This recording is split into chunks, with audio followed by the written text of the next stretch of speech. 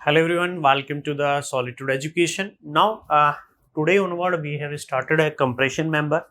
Tension member हमारा last lecture था, उसमें ओवर हो गया था. नाउ अब इस लेक्चर में बच्चे जो मैं बात करूंगा क्वेश्चंस की, वो बात करूंगा मैं केवल कंप्रेशन मेंबर की. ठीक है, तो कंप्रेशन मेंबर की अगर मैं बात करूं तो कंप्रेशन मेंबर से दो ही तरह के क्वेश्चन रेज होते हैं. पहला क्वेश्चन होता है डायरेक्ट लोड कैरिंग कैपेसिटी निकालना है कंप्रेशन मेंबर की, and second one is the lacing design. Second question बच्चे अराइज होता है कि लेसिंग का डिजाइन कैसे करेंगे. ठीक है, उसके बाद हम अब नेक्स्ट चैप्टर पढ़ेंगे बीम में सिंपल एक क्वेश्चन कराऊंगा, उसके बाद वो चैप्टर आपका ओवर हो जाएगा. क्लियर है बच्चे? चलो, अब बात कंप्रेशन मेंबर की होगी. तो कंप्रेशन मेंबर की बात करने से पहले मैं आपको कुछ बता दूं, थोड़ा सा हिंट कंप्रेशन मेंबर के बारे में. कंप्रेशन मेंबर में जब भी लोड कैरिंग कैपेसिटी की बात करेगा कंप्रेशन मेंबर की, दैट इज पीसी, तो वो होती है बच्चे एजी ग्रोस एरिया इनटू एफसीडी. ठीक है, what is FCD? FCD is the allowable compressive stress in the compression member. Compression member के अंदर आपकी कितनी स्ट्रेस अलाउेबल है वो उसकी बात कर रहा है. क्लियर है? AG is the gross area, PC is the load carrying capacity. ये जो एफसीडी होता है, इसके अलावा जितने भी फॉर्मूले हैं आपको कुछ याद नहीं रखना, ना ही किसी की कोई रिक्वायरमेंट है. आपको कुछ याद नहीं रखना बच्चे, ना आपको किसी चीज की कोई रिक्वायरमेंट है. Simply you have to note down FCD कि भाई load carrying capacity compression member की एजी इंटू एफसीडी होती है. एफसीडी क्या है? अलाउेबल कंप्रेसिव स्ट्रेस है. और ये जो एफसीडी होती है बच्चे, अलाउेबल कंप्रेसिव स्ट्रेस, ये डिपेंड करती है बेसिकली सिलेंडरनेस रेशियो लैम्डा के ऊपर. किसके ऊपर डिपेंड करती है? सिलेंडरनेस रेशियो लैम्डा के ऊपर. सिलेंडरनेस रेशियो को कभी वो L अपॉन R देगा, यानी कि length upon radius of gyration, कभी KL अपॉन R करके देगा. तो उसमें कोई कंफ्यूजन नहीं होना, वो डायरेक्ट सिलेंडरनेस रेशियो नहीं लिखता, वो लैम्डा L बाई R लिखेगा, कभी KL बाई R लिखेगा, या कुछ और वैल्यू लिखेगा. ठीक है, और आपको टैबुलेटेड फॉर्म में हमेशा डाटा दिया होगा. ठीक है, एक तरफ ये वैल्यू और फिर एफसीडी की वैल्यू. तो आपको मोस्टली केसेस में ये वैल्यू इंटरपोलेशन करके कैलकुलेट करनी पड़ेगी. क्लियर हुआ? क्या करनी पड़ेगी बच्चे? इंटरपोलेशन करके ये वैल्यू आपको कैलकुलेट करनी पड़ेगी. बस यहां से आपका एफसीडी आ गया, यहां से आपने एफसीडी निकाले, ग्रोस एरिया तो मेंबर का दिया होगा, आ गया लोड कैरिंग कैपेसिटी. बुक्स में बहुत सारे फॉर्मूलेज दिए हैं, वो कुछ भी याद नहीं रखना, ना किसी फॉर्मूले की रिक्वायरमेंट है याद करने की कि लैम्डा ये एफसीडी ले उसके ऊपर डिपेंड करता है, फिर वो 5 साइन पता नहीं क्या क्या देके रखता है. किसी की भी कुछ वैल्यूज आपको याद करने की कोई भी जरूरत नहीं. बात समझ में आई सभी को? अरे समझ में आ गए बच्चे? चलो, तो ये था थोड़ा सा इंट्रोडक्शन पार्ट कंप्रेशन मेंबर का. अब बात करते हैं क्वेश्चन की. ये क्वेश्चन जो मैं आज कराऊंगा काफी अच्छा क्वेश्चन है, and this question is also come in the assessee JEE examination. SSC JEE में ऑलरेडी आ चुका है ये क्वेश्चन. पढ़ो क्वेश्चन को ध्यान से बच्चे. क्वेश्चन क्या पूछना चाह रहा है आपसे? क्वेश्चन को देखो एक बार ध्यान से. क्वेश्चन क्या है? बोलता है compute the allowable compressive load on an axially loaded steel column. ठीक है, आपको अलाउेबल कंप्रेसिव लोड कैलकुलेट करना है एक स्टील कॉलम के ऊपर, having a cross section as shown in the figure. उसकी फिगर दी हुई है, and effective length of 3.5 metre. आपको इफेक्टिव लेंथ भी दी है 3.5 मीटर. ठीक है, बेसिकली आपको पीसी की वैल्यू कैलकुलेट करनी है. आगे देखो, आगे पढ़ो क्वेश्चन को. For the purpose of computing the moment of inertia and the radius of gyration, the maximum width of outstand should be taken out not more than 16 times the thickness. जब आप calculation करेंगे moment of inertia और radius of gyration की, तो जो maximum width होगी outstand की वो कितनी लेंगे? वो 16 टाइम्स नहीं ले, 16 टाइम्स से ज्यादा नहीं होनी चाहिए to the thickness of flange. And also the maximum depth of the web should not be taken more than 50 times its thickness. और जो डेप्थ के वेब की जो थिकनेस है, सॉरी वेब की जो डेप्थ है, वो 50 गुना से ज्यादा नहीं होना चाहिए उसकी थिकनेस के. ठीक है, बाकी आपको फिगर दी हुई है बच्चे क्वेश्चन के अंदर, और टेबल में डाटा दिया. जैसे कि मैंने बात की थी, हमेशा L बाई R दे रखा है, और दूसरा दे रखा है allowable stress in axial compression, यानी कि वो किसकी बात कर रहा है बच्चे? वो एफसीडी की बात कर रहा है. किसकी बात कर रहा है? एफसीडी. एक तरफ L बाई R की वैल्यू दे रखी है और दूसरी तरफ एफसीडी की वैल्यू दे रखी है, यानी कि लेंथ पता है, R निकाल लो, R निकाल लेंगे, L बाई R पता है, और उसके बेसिस पे मैं एफसीडी कैलकुलेट कर लूंगा. बाकी फिगर दी हुई है, वहां से मैं ग्रॉस एरिया निकाल लूंगा और मेरे को निकालनी है लोड कैरिंग कैपेसिटी, यानी कि पीसी की वैल्यू मेरे को कैलकुलेट करनी है। और जब मैं बात पीसी की होगी तो पीसी होता है एजी इंटू एफसीडी। पीसी क्या होता है बच्चे? पीसी होता है आपका एजी इंटू एफसीडी। क्लियर है? लेकिन ये फिगर एक्चुअल फिगर नहीं होगी। क्यों? क्योंकि उसने अपनी बातों में कुछ बोला है। उसने क्या बोला है बच्चे? उसने ये बात कही है कि जो विड्थ ऑफ आउट स्टैंड है वो should not be greater than 16 times of thickness of flange. वो थिकनेस ऑफ फ्लैंज से ज्यादा नहीं हो सकती, 16 गुना। ठीक है। विड्थ ऑफ आउट स्टैंड क्या होती है?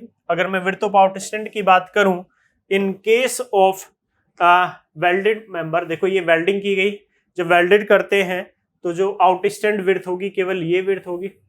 यही तो विड्थ आउट स्टैंड की विड्थ होती है, बी, जिसको बी से रिप्रेजेंट करते हैं। और ये भी क्या है? ये भी आउट स्टैंड विड्थ है, बी।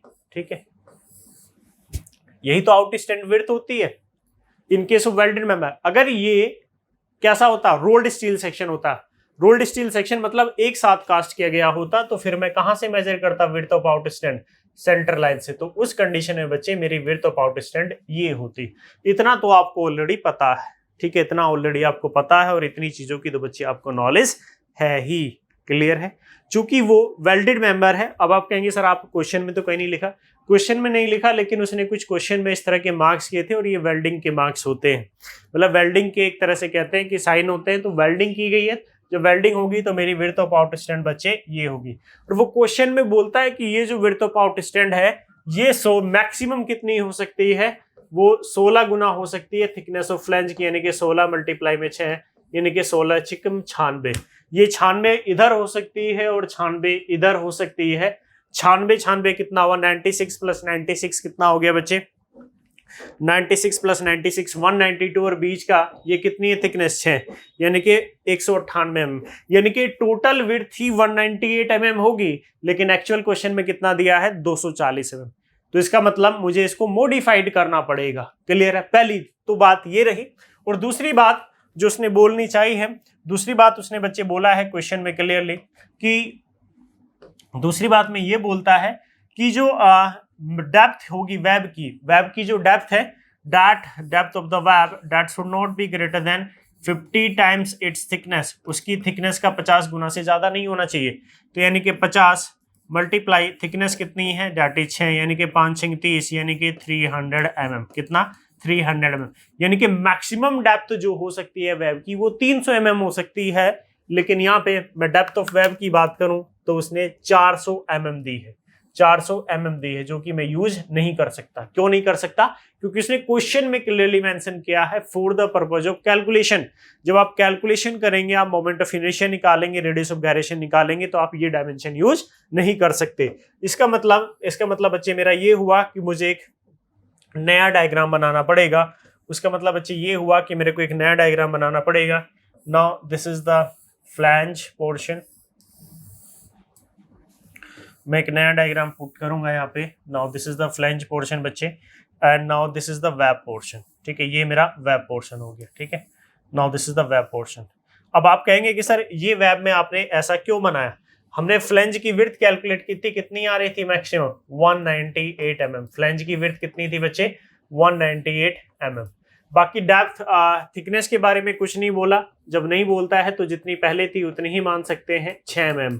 तो ये भी कितनी होगी बच्चे? 6 mm होगी। नीचे अगर मैं बात करूं तो ये भी कितना होगा? 198 mm। 198 mm कैसे है वो मैंने बता दिया बच्चे ऑलरेडी आपको। ये भी 198 mm, ये भी 198 mm, और ये कितना होगा? Now that should be of 6 mm। ये कितना होगा बच्चे? 6 mm। अब एक बात बताओ, इन दोनों के वेब के बीच में गैप कितना था? 400 mm का गैप था ना पहले। इधर देखो एक्चुअल फिगर में इन दोनों फ्लैंज के बीच में गैप कितना था? 400। लेकिन जब मैं कैलकुलेशन कर रहा हूं तो मैं डेप्थ ऑफ वेब ही 300 ले सकता हूं मैक्सिमम। तो भाई गैप तो रहेगा ना। अब फिर ये इधर से भी गैप रहेगा, इधर से भी गैप रहेगा। तो इसका मतलब ये जो मेरा है पोर्शन, ये बच्चे ये वाला, नाउ दिस मच, ये कितना है? मैं ले सकता हूं इसको 300 mm ले सकता हूं। कितना ले सकता हूं? 300 mm। उसके अलावा इसकी थिकनेस, इसकी थिकनेस कितनी ले सकता हूं? That is 6 mm। क्लियर है? बात समझ में आ गई? बन गया मेरा एक्चुअल फिगर। अब कुछ बच्चे बोलेंगे सर आपने इधर इधर गैप छोड़ दिया, उसका रीजन क्या है? क्योंकि इन दोनों के बीच में ओरिजिनल फिगर में 400 mm का गैप है, लेकिन मेरी तो डेप्थ ऑफ वेब भी 300 है ना। अब बोलेंगे सर ये तो हवा में कैसे रहेगा? बेटा हवा में नहीं है, उसने क्वेश्चन में सिर्फ इतना बोला है कि जब आप कैलकुलेट कर रहे हो तो आपको ये चीजें मान के कैलकुलेशन करनी है, उसने साफ साफ क्वेश्चन में बोला हुआ है। क्लियर है? अब आगे चलते हैं। आगे की बात ये है बच्चे कि उसने बोला है कि आप लोड कैरिंग कैपेसिटी निकालो तो कितनी होगी? AG into FCD। ठीक है, AG इंटू FCD। सबसे पहले ग्रोस एरिया की बात कर लेते हैं। तो जो ग्रोस एरिया होगा AG वो कितना होगा? फ्लैंज का 2 टाइम्स, तो 2 मल्टीप्लाई में 198 मल्टीप्लाई 6 प्लस वेब का कितना हुआ? 300 मल्टीप्लाई में 6। ये किसका आ गया मेरा बच्चे? ग्रोस एरिया आ गया। तो 2 मल्टीप्लाई में 198 मल्टीप्लाई में 6 प्लस 300 मल्टीप्लाई में 6, it is coming out to be, तो जो मेरा ग्रोस एरिया आएगा वो आएगा डेट इज 4176। तो बच्चे जो मेरा ग्रोस एरिया आएगा वो कितना आएगा? 4176, इतने mm का स्क्वायर, इतने mm का स्क्वायर। ये आपका आ गया ग्रोस एरिया। ठीक है, समझ में आई बात? दूसरी बात भाई, ग्रोस एरिया तो मैंने निकाल लिया, लेकिन मुझे अभी FCD चाहिए। FCD is the allowable stress, कि आपकी कितनी स्ट्रेस अलावेबल है। तो जो अलावेबल स्ट्रेस है वो डिपेंड कर रही है L अपॉन R के ऊपर। ठीक है, L मेरे को पता, उसने क्वेश्चन में इफेक्टिव लेंथ दे रखी है 350 मीटर, लेकिन मेरे को R चाहिए। और ये जो R होता है, हाँ सबको पता है कि R मिनिमम होता है। ये R कैसा होता है? मिनिमम। और ये R मिनिमम मतलब radius of gyration, minimum radius of gyration. और अगर बच्चे मैं मिनिमम रेडियस ऑफ गायरेशन की बात करता हूं तो सबको पता है जो फॉर्मूला होता है मिनिमम रेडियस ऑफ गायरेशन का, वो होता है moment of minimum moment of इनिशिया टू द ग्रोस एरिया। यही होता है, सबको पता है। अब इसका मतलब अगर मेरे को R मिनिमम चाहिए तो मुझे ग्रोस एरिया तो मेरे पास आ गया, मेरे पास I मिनिमम निकालना पड़ेगा। I मिनिमम का क्या मतलब है? I मिनिमम का मतलब बच्चे ये है कि आपको दोनों एक्सिस, एक एक्सिस ये हो गया आपका XX एक्सिस, और दूसरा बच्चे ये एक्सिस हो गया आपका डेट इज YY एक्सिस।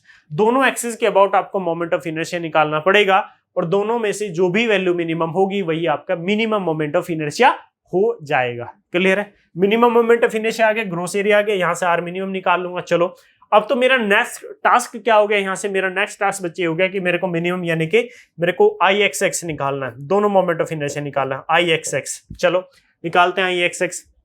तो सबसे पहले इन फ्लैंजेस का ले लेते हैं, एक का निकाल लो, 2 से मल्टीप्लाई कर लो। कैसे करोगे बताओ? कितना होता है रेक्टेंगल का? BD क्यूब अपॉन 12, B कितना है? 198 इंटू थिकनेस यानी कि 6 का क्यूब डिवाइडेड बाई 12 प्लस, चूंकि मेरे को तो इस एक्सिस के अबाउट निकालना है और मैंने ये जो निकालना है इसके ऑन CG के अबाउट निकाला, तो ट्रांसफर करना पड़ेगा। ट्रांसफर में कितना? AY स्क्वायर, एरिया कितना है? 198 मल्टीप्लाई में 6, 198 मल्टीप्लाई में 6 इंटू डिस्टेंस का स्क्वायर। डिस्टेंस कितनी होगी? सुनो अब इधर बच्चे, डिस्टेंस कितनी होगी? अब सुनो इधर देखो, ये है डिस्टेंस। टोटल डिस्टेंस कितना था? पहले 400 mm था, तो 400 में इसका मतलब ये 200 रहा होगा, ये 200 रहा होगा, और 200 में 6 mm ये है तो 3 mm ये हो गया, तो 203 mm हो गया। तो यहां से मैं निकाल सकता हूँ 203 mm का स्क्वायर, ऐसे निकाल सकता हूं ना। 203 mm, ठीक है, 203 mm कर सकते हैं। जस्ट ए मिनट, 150, 1 मिनट देखते हैं इसमें, रुको, हमने कुछ गड़बड़ तो नहीं की कहीं पे।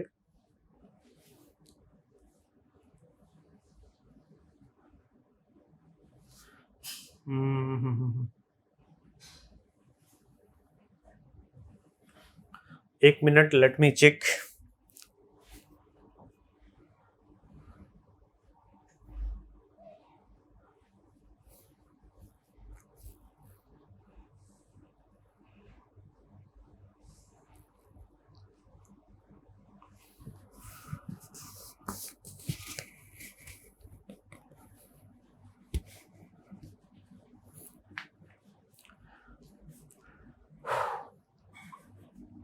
अब देखो एक बात बताओ मेरे को एक बात बताओ। हाँ, क्वेश्चन में क्या बोलता है बच्चे? क्वेश्चन में ये बोलता था कि आपको डेप्थ इतनी नहीं लेनी, ठीक है, डेप्थ इतनी नहीं लेनी, मतलब जो डेप्थ ऑफ वेब वो 300 mm लेनी है, ठीक है। लेकिन मेरे को एक बात बताओ, जब हम CG या मोमेंट ऑफ इनर्शिया निकालते हैं किसी भी बॉडी का, तो कंबाइंड बॉडी का ही तो निकालते हैं, जब हम किसी भी बॉडी का moment of inertia radius of gyration निकालते हैं तो कंबाइंड का निकालते हैं, तो हम इसको डिफरेंशिएट कैसे कर सकते हैं, फिर अलग अलग तो कर नहीं पाएंगे। लेकिन क्वेश्चन में वो मेंशन कर रहा है, क्वेश्चन में वो क्लियरली मेंशन कर रहा है कि वाइल कैलकुलेटिंग, क्वेश्चन में बच्चे वो क्लियरली मेंशन कर रहा है, यहाँ पे देखो क्वेश्चन में, for the purpose of computing the cross section area and the moment of inertia and radius of gyration, आपको ये कंडीशन अडॉप्ट करनी है। लेकिन बच्चे जब हम कंबाइंड चीज जब हम निकालते हैं कुछ चीजें से लाइक मोमेंट ऑफ इनर्शिया, तो वे कंबाइंड बॉडी का निकालेंगे ना। जब कंबाइंड बॉडी का निकालेंगे तो बच्चे ये तो मैं नहीं कर सकता कि मैं इसको अलग करूं इसको अलग करूं, तो ये जो मेरे को थिकनेस है, ये मेरे को डेप्थ यहीं तक तो लेनी पड़ेगी, मेरे को डेप्थ तो यहीं तक लेनी पड़ेगी ना। अगर मैं उसकी कंडीशन के हिसाब से चलूं तो मैं कंबाइंड नहीं निकाल पाऊंगा उस कंडीशन में, ठीक है। तो मैं क्या करना पड़ेगा हमें बच्चे, हमें यही करना पड़ेगा कि इसको पूरा लेना पड़ेगा, ठीक है। यानी कि ये गैप अब 300 mm का रह गया, पहले 400 mm का गैप था, इसको 300 mm का गैप ही करना पड़ेगा। क्यों? क्योंकि अगर मैं 400 लेता हूं तो फिर तो वो डिफरेंशिएट हो गया, अलग अलग पार्ट हो गया, और अलग अलग पार्ट के मोमेंट ऑफ इनर्शिया नहीं निकलते। जब निकलता है तो पूरी बॉडी के मोमेंट ऑफ इनर्शिया निकलते हैं, रेडियस ऑफ गायरेशन पूरी बॉडी का होता है, ठीक है। तो अब ये जो डिस्टेंस है ये 300 था, जस्ट ए मिनट, ये बच्चे 300 था, 300 में तो ये कितना हो गया 150 और 3 ही हो गया, तो यानी कि 153 हो गया, 153 इतने का स्क्वायर, प्लस उसके अलावा इस वेब वाले पोर्शन का बी कितना है इसका 6 में, डी कितना है ना 6 मल्टीप्लाई में डी कितना है 300, यानी कि B D cube divided by 12, 6 into B D cube divided by 12। इसको कैलकुलेट करो नाउ, 198 मल्टीप्लाई में 6 का cube divided by 12 plus 198 multiply में 6 मल्टीप्लाई में 153 इतने का स्क्वायर मल्टीप्लाई में 2 प्लस 6 मल्टीप्लाई में 300 का cube divided by 12। Now it is coming out to be of 69।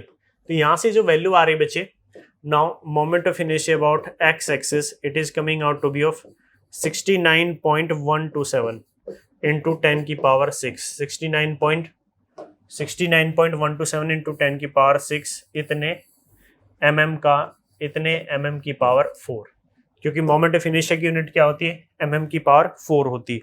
Clear है बच्चे? नाउ सेकंड निकालना है मेरे को moment of inertia about the Y axis, तो मैं यहाँ से निकाल लेता हूँ moment of inertia about the Y axis. तो बच्चे वाई एक्सिस के अबाउट देखो मोमेंट ऑफ इनर्शिया कैसे निकालेंगे, वाई एक्सिस के अबाउट, वाई एक्सिस के अबाउट अगर मेरे को मोमेंट ऑफ इनर्शिया निकालना है तो भाई इन दोनों फ्लैंज का 2 टाइम्स कर दूंगा, 2 मल्टीप्लाई में कितना होगा, विड्थ कितनी है, विड्थ 6 mm हो जाएगी, नाउ 6, डेप्थ कितनी हो जाएगी 198 इतने का क्यूब डिवाइडेड बाई 12 प्लस, चूंकि ये इसका सीजी और वाई एक्सिस दोनों कोइंसाइड कर रहे हैं तो ट्रांसफर करने की जरूरत नहीं। इस कंडीशन में वेब का कितना होगा 300 मल्टीप्लाई में 6 का क्यूब डिवाइडेड बाई कितना हो जाएगा, नाउ डिवाइडेड बाई 12, ठीक है। यहाँ से इसको कैलकुलेट कर लो, नाउ 2 मल्टीप्लाई में 6 मल्टीप्लाई में 198 का क्यूब प्लस 300 मल्टीप्लाई में 6 का क्यूब, नाउ डिवाइडेड बाई 12, ठीक है। तो इसको करता हूँ तो मैं बच्चे जो वैल्यू आ रही है मेरी निकल के, यानी कि moment of inertia about Y axis, it is coming out to be 7.76 into 10 की पावर 6, 7.767 इंटू 10 की पावर 6 इतने mm की पावर 4, इतने mm की पावर 4, ठीक है। नाउ इतने mm की पावर 4, ये मेरा मोमेंट ऑफ इनर्शिया आ गया वाई एक्सिस के अबाउट। क्लियर है? ये क्या आ गया बच्चे, मेरा मोमेंट ऑफ इनर्शिया आ गया वाई एक्सिस के अबाउट। लेकिन मेरे को तो मिनिमम चाहिए, मिनिमम किस लिए चाहिए था, मिनिमम किस लिए चाहिए था, इन दोनों का तो मिनिमम चाहिए ना मेरे को। क्यों चाहिए? क्योंकि मेरे को निकालना है L बाई आर, और R के लिए इसके लिए चाहिए बच्चे मेरे को R मिनिमम, और R मिनिमम क्या होता है, now R minimum is the I minimum divided by gross area, यानी कि बच्चे AG। क्लियर है? दोनों में अगर मैं मिनिमम की बात करता हूं, दोनों में मैं मिनिमम की बात करता हूं तो मिनिमम कितना है, नाउ 7.767 इंटू 10 की power 6 divided by gross area कितना आया था, नाउ 4176, ये आया था नाउ 4176, तो डिवाइडेड बाई 4176, इसका स्क्वायर रूट ले 43 पॉइंट, तो जो वैल्यू आ रही है यहाँ से बचे नाउ 43, जो आर मिनिमम की जो वैल्यू आ रही है, नाउ आर मिनिमम की जो वैल्यू आ रही है that is coming out to be of 43.128 इतने mm। Now this is the value of R minimum, कितनी 43.128 128 इतने mm। क्लियर हुआ। अब यहां से बच्चे में क्या निकालना है, मेरे को L/R निकालना है। R क्या होता है, वो एक्चुअली में आर्मीनियम होता है।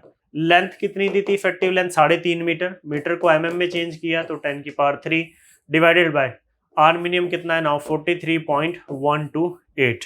तो यहां से बच्चे में 3.5 इंटू इसको करते हैं, इट इज 81.152। तो ये जो वैल्यू आ रही है डेट इज 81.152 इतने, नहीं mm तो नहीं आएगा, कुछ नहीं आएगी डायमेंशन, यानी कि जो वैल्यू आ रही है L/R की वो आ रही है कितनी बच्चे, L/R की यहाँ से जो वैल्यू आ रही है 81.152। अब इधर देखो 81 टेबल देखो, अपने टेबल में जो डाटा मेरे को दिया था देखो। अब इधर देखो बच्चों, अब मेरे को 81.192 के लिए तो कोई वैल्यू नहीं दी, 80 पे है वैल्यू 1007 और 90 पे है 928। इसका मतलब मेरे को इंटरपोलेशन करना पड़ेगा। क्या करना पड़ेगा बच्चे, इंटरपोलेशन। अब मेरे को इतना पता है, अगर मेरे को एफसीडी की वैल्यू चाहिए तो मेरे को इंटरपोलेशन करना पड़ेगा। कैसे करूंगा भाई इंटरपोलेशन, देखो इधर देखो 80 और 90, ठीक है, 80 और 90। 80 पे वैल्यू पता है मेरी, कितनी वैल्यू दी है, 80 पे वैल्यू दे रखी है 1007 और 90 पे वैल्यू दे रखी है 928। कितनी दे रखी है, 928 ये दे रखी। 80 पे 1007, 90 पे 928। तो मुझे जब इंटरपोलेशन करते हैं तो क्या करते हैं, लीनियर वेरिएशन मानते हैं। मैंने भी लीनियर वेरिएशन मान ली, लेकिन एक्चुअली मेरे को वैल्यू कहाँ चाहिए बच्चे, मेरे को चाहिए 81 मुझे यहाँ पे वैल्यू चाहिए 81.152, मेरे को ये वैल्यू चाहिए थी। क्लियर है, यानी कि मेरे को ये हाइट चाहिए।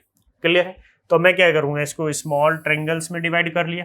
ये 1007 और ये 928, तो ये वैल्यू कितनी हुई, डेट इज ऑफ 79। ठीक है, 80-90 के बीच में गैप कितना, 10।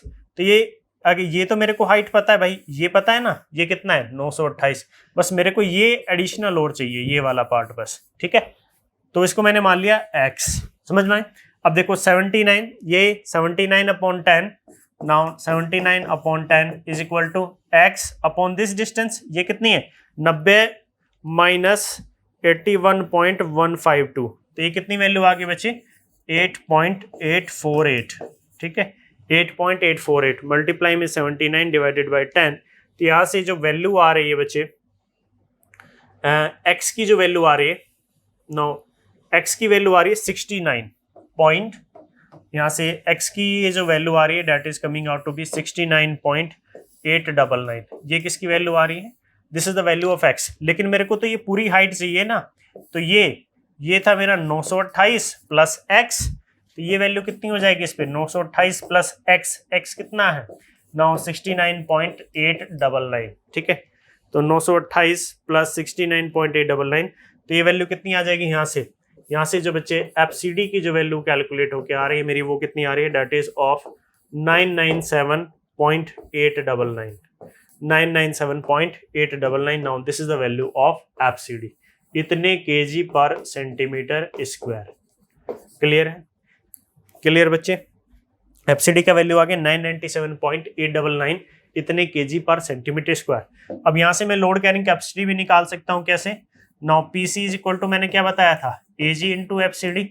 ये बताता है ग्रोस एरिया कितना था 4176 इतने mm स्क्वायर मल्टीप्लाई में स्ट्रेस कितना है 997.899, ये है केजी पर सेंटीमीटर स्क्वायर। सेंटीमीटर स्क्वायर को इधर देखो बच्चे, अब इधर देखो सब,